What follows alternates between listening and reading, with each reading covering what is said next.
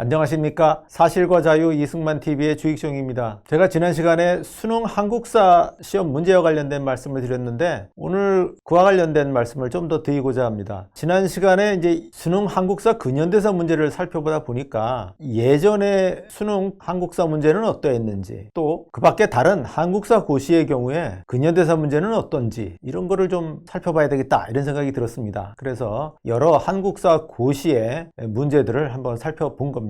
자, 제가 한국사 고시라고 이제 이름을 붙였는데요. 고등학교를 졸업하고 대학에 가려고 한다거나 또는 대학을 졸업하고 이제 사회에서 취직을 하려고 할 때 반드시 거쳐야 되는 한국사 시험이 여러 가지가 있습니다. 대표적인 게 수능 한국사인데요. 수능 한국사 과목은 2016년도에 필수 과목이 됐습니다. 그 전까지는 선택 과목이었고요. 그리고 국사편찬위원회에서 시행하는 한국사 능력 검정 시험이 있습니다. 여기에는 기본 시험과 심화 시험 두 단계가 있고요. 각각 50문제씩 그렇게 풀도록 되어 있습니다. 그 다음에 요즘 젊은이들이 지망하는 1순위 취직처 공무원이죠. 공무원 시험 경우에 7급 공채 시험과 9급 공채 시험에서는 한국사 과목이 필수 과목의 하나로 되어 있어서 시험을 봐야 되는데요. 20문제씩 시험을 보도록 그렇게 되어 있고요. 우리가 흔히 행정고시라고 부르는 5급 공채 시험의 경우에는 한국사 시험을 별도로 치르지는 않는데 국사편찬위원회에 한국사 능력 검정 시험 한능 2등급 이상을 받도록 그렇게 요구하고 있습니다. 그러니까 반드시 한능에 응시를 해서 그것도 1등급이나 2등급을 받아야만 되는 거죠. 또 요즘 교사도 인기가 좋은 그러나 되기는 매우 어려운 그런 직종의 하나인데 이 교원 임용고시의 경우에도 한능 3등급 이상의 성적표를 제출하도록 그렇게 되어 있습니다. 그러니까 학교문을 나서는 젊은 학생들의 경우에 한국사 고시를 피해가기는 매우 어렵다 하는 겁니다. 좋은 취직처에 가려면 한국사 고시를 반드시 거쳐야 되는 겁니다. 그런데 제가 한국사 이 고시 문제를 살펴보다 보니까 이 한국사 고시야말로 반일종족주의의 제도적 장치요 그 온상이다. 반일종족주의를 배양하는 아주 좋은 온상이다 하는 것을 알게 됐습니다. 그래서 그 부분을 오늘 말씀드리고자 합니다. 자, 지난 시간에 올해 시행된 수능 한국사 시험 문제를 살펴봤으니까 작년도나 또는 재작년도 또는 그 전에 수능 한국사 시험 문제는 어떠했는지 하는 것을 좀 보겠습니다. 올해 시행된 한국사 시험 문제에서는 10문제의 근현대 문제 중에서 7문제가 일제침략과 항일을 다룬 거였습니다. 그런데 이게 최근에 와서 높아진 거였어요. 작년보다 한 문제가 늘었고요. 또 작년은 그 전에 비해서 또 한 문제가 늘어난 거였습니다. 예를 들어서 2018년도의 경우에는 개항기의 3문제 중에서 한 문제만이 일제침략과 항일을 다룬 거였고요. 2019년의 경우에는 3문제 중에서 2문제가 일제침략과 항일을 다룬 거였습니다. 그래서 일제침략과 항일의 비중이 2018년에는 50%, 19년 60%, 20년 70% 이렇게 높아져 왔던 것입니다. 2016년도의 경우에는 10문제 중에 5문제가 일제침략과 항일을 다룬 거였습니다. 그러니까 개항기 문제가 이때는 4문제였는데 4문제 중에서 2문제가 일제침략과 항일과 관련된 거였고 반면에 이제 일제시대에 관한 문제가 3문제였습니다. 그래서 합해서 5개가 일제침략과 항일을 다룬 것이었고요. 2017년도에는 오히려 이 비중이 줄어들었습니다. 개항기에 관한 3문제가 모두 일제침략과 항일과는 직접 관계가 없는 그런 문제였어요. 그래서 정리를 해보면 수능 한국사의 경우에는 2019년과 2020년 두 해에 걸쳐서 일제침략과 항일의 비중이 계속 높아져 왔고 그래서 70%에 이르게 된 것이다 라고 말씀드릴 수 있겠습니다. 자, 그렇다면 공무원 시험의 경우는 어떨까요? 모두 20문제입니다. 7급과 9급 공무원 시험의 경우에는 근현대사의 비중이 높지는 않습니다. 7급 공무원 시험의 경우에는 20문제 중 6문제가 근현대사 문제였고요. 9급 공무원 시험의 경우에는 7문제가 근현대사 문제였습니다. 그러니까 7급 9급 공무원 시험의 경우에는 전체 한국사 시험 중에서 근현대사의 비중이 한 30% 내지 35% 정도 그렇게 큰 편은 아니다 하는 것이 특징이 되겠습니다. 이 7급 공무원 시험의 경우에 6문제의 시대별 분포는 개항기에 2문제, 일제시대에 2문제, 대한민국기에 2문제 이렇게 되어 있습니다. 어떻게 보면 공평해 보여요. 개항기, 일제시대, 대한민국 다 공평하게 2문제씩 다뤘으니까요. 그런데 대한민국 시기는 개항기나 일제시대에 비해서 거의 2배가 됩니다. 이게 결코 합당한 비중 배분이다 볼 수는 없겠습니다. 그런데 개항기 문제의 경우에도 2문제가 모두 일제침략과 관련된 그런 문제이기 때문에 결국 근현대사 문제 중에서 일제침략과 항일의 비중은 3분의 2 67%에 달합니다. 구급 공무원 경우에는 7문제가 근현대사 문제인데 그 중에 5문제가 일제침략과 항일과 관련된 그런 문제입니다. 그러다 보니까 그 비중이 71%에 달하게 됩니다. 구급 공무원 시험의 경우에는 시대별로 보면 개항기 1문제, 일제시대 3문제, 대한민국 2문제 이렇게 해서 역시 일제시대의 비중이 과도하게 크다 하는 것을 알 수가 있고요. 특별히 시대 구분과 관계없이 독도 문제가 출제가 되어 있는데 이건 역시 일제침략과 항일에 관한 문제로 분류할 수 있겠습니다. 이어서 국사편찬위원회의 한국사 능력 검정 시험을 좀 보도록 하겠습니다. 올해 시행된 제50회 시험의 경우인데요.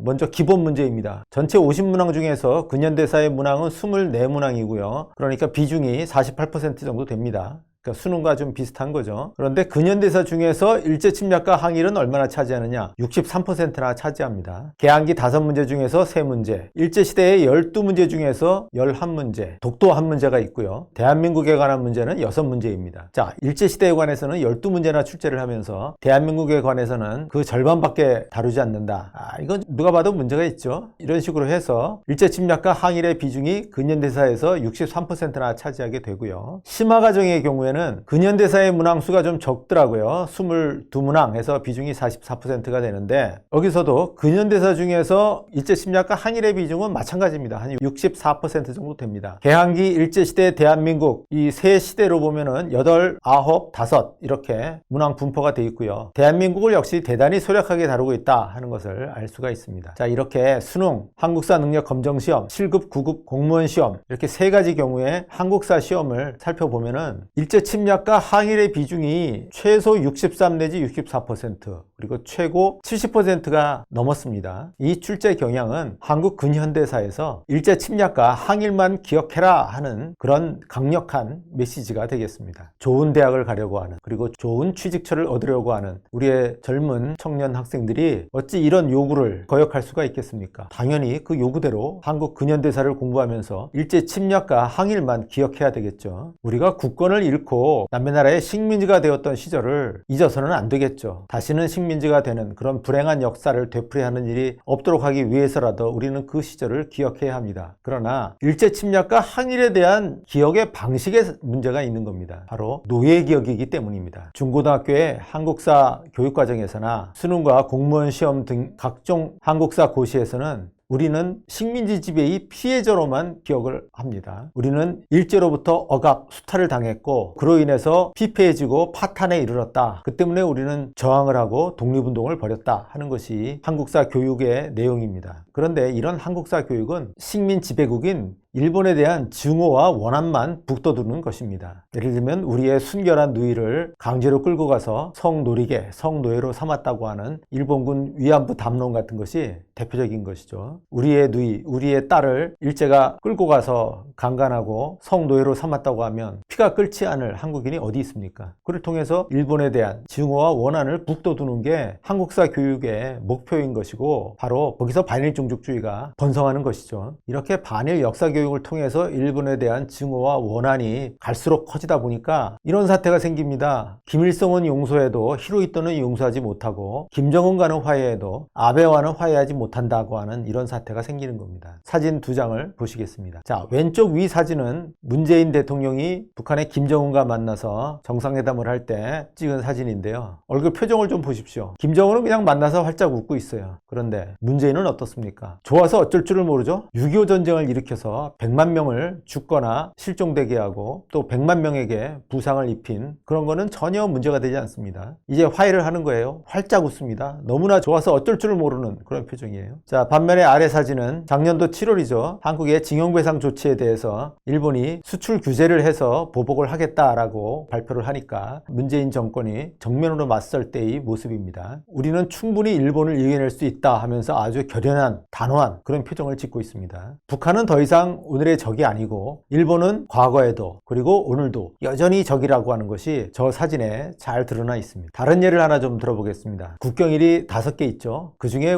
한국인들이 제일 중요한 국경일로 기억하는 것은 아무래도 8월 15일 광복절이겠죠. 2020년 올해 같으면 광복 75주년이었습니다. 그러면 지금부터 69년 뒤에는 어떨까요? 2089년. 그때는 광복 제144주년 이렇게 기념을 해야 될까요? 대한민국이 건국된 것은 전혀 기억하거나 기념하지 않으면서 일본으로부터 해방된 것을 지금 75년이 되도록 크게 기념하고 있습니다. 지금 추세라고 하면 앞으로 69년이 지나더라도 광복 제144주년 해가지고 성대하게 기억을 할 거예요. 이게 정상이겠습니까? 결코 정상이라고 할 수는 없죠. 한때의 과거사와 관련해서 증오와 원한을 품고 또 그것을 계속 증폭시키고 이런 과정을 만약 되풀이한다면은 이거는 결국 노예 시절의 기억에서 벗어나지 못하게 되는 겁니다. 자, 한 노예가 주인으로부터 해방이 됐습니다. 그리고 독립해서 아주 번듯하게 지금 살아가게 됐습니다. 그런데 계속 과거의 노예 시절의 기억만을 떠올린다면은 이 사람이 행복할 수 있겠습니까? 자유로울 수 있겠습니까? 노예 시절로부터 그다지 벗어나지 못하는 겁니다. 이렇게 노예 기억을 계속 고수하는 한 노예에서 못 벗어납니다. 이렇게 해서 한국인을 영속적인 노예로 만들려고 하는 것이 바로 현재의 한국사 교육, 한국사 고시다 이렇게 말씀드릴 수 있습니다. 네, 오늘 여기까지 살펴보고요. 관련된 문제를 다음에 또 한번 살펴보도록 하겠습니다. 네, 감사합니다.